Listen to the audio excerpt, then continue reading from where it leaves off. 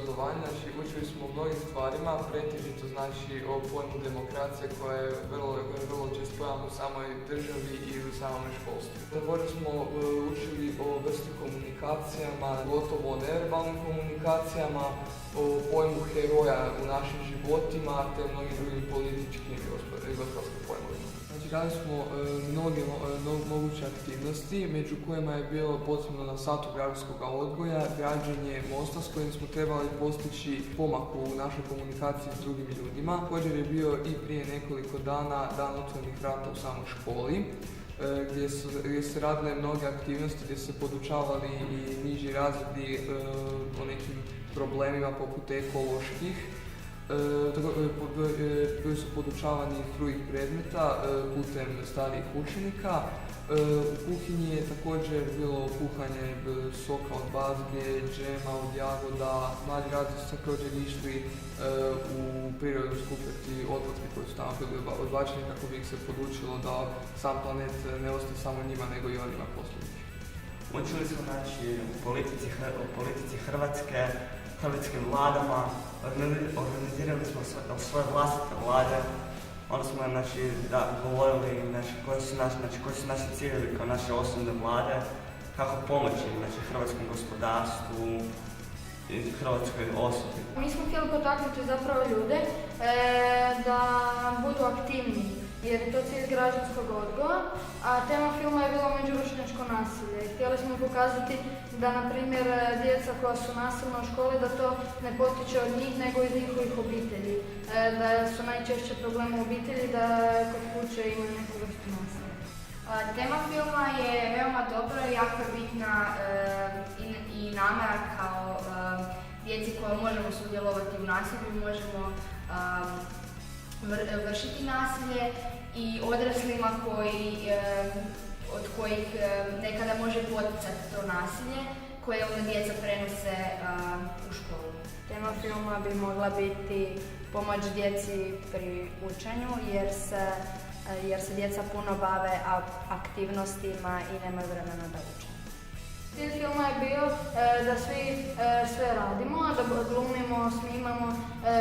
Sami smo radili priču cijelu, to je trajalo par puta smo se našli, napravili priču, zatim smo počeli snimati u našoj školi. Svi su pomalo snimali, svi su glumili i super smo se zabavili.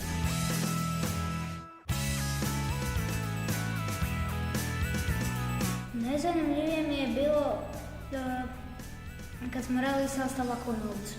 Pa napravio sam da ja puno trošim i da moj brat troši i da moja obitelj ukupno troši jer ne štedimo na energiji, pa dolaze nam računi, pa stalno tako vrtimo se u krug. Shvatili smo da je naš kvart Črnomerac periferije, da se malo o njemu zna. Odlučili smo napraviti poučnu stazu, da se u toj poučnoj stazi nešto može naučiti o našem kvartu.